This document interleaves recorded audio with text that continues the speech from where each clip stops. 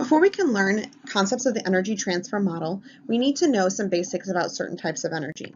We'll start with kinetic energy, which is the energy an object has when it's in motion. It depends on an object's mass and the magnitude of its velocity, or how fast it's moving. The equation for kinetic energy tells us that the kinetic energy is equal to 1/2 times the mass times the velocity squared. Or really the magnitude of the velocity squared, because you'll notice that there's no vector symbol on top of the v here. That means that we're only plugging in positive or magnitudes for the velocity in this equation. Also remember that mass in physics needs to be in kilograms. And for kinetic energy, as all types of energy, the unit for energy is a joule, something that you've seen before in chemistry class.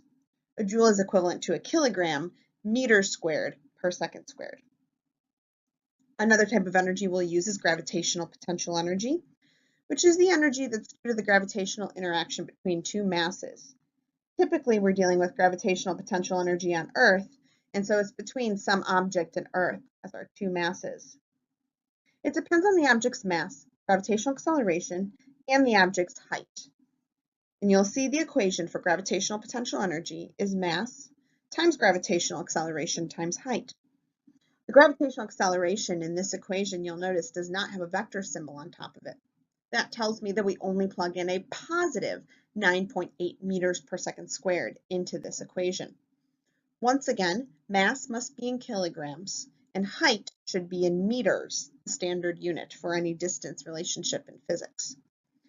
Potential energy, just like kinetic energy, is measured in joules. Another type of energy we'll use is elastic potential energy, which is the energy due to the deformation of an object. Typically in physics, our object that's being deformed is a spring. When we have a spring, that type of energy depends on something called the spring constant, and also how much the spring is stretched or compressed.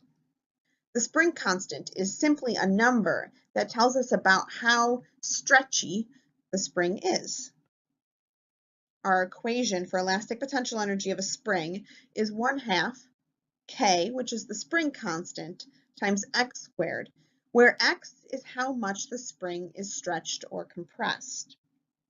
K, the spring constant, is always a positive number. It's a quality of the spring. The higher the spring constant, the larger the spring.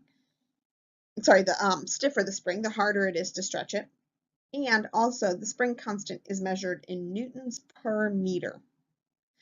X in this equation, being a distance, should be measured in meters.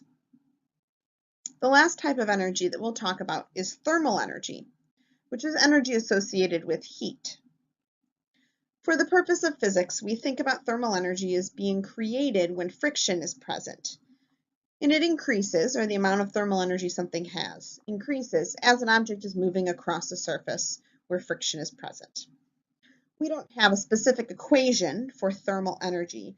Instead, we'll look at the change in thermal energy as objects move.